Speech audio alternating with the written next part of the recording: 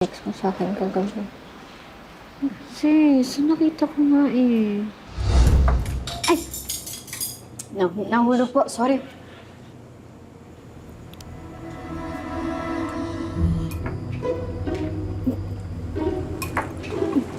Ay! Antok talaga ako. Sorry naman. No chismis kasi yun. Kailangan mo malaman dahil partners in crime tayo, di ba? Tapos, ano ka ba, besh? Aray, ano bang problema mo?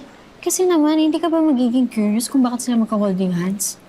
If I know, isang dakilang cradle snatcher si Tita Katrina. Iwit eh. Huwag na nga, Tita Katrina.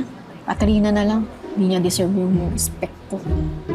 Ano naman kung may something sila ni Drake?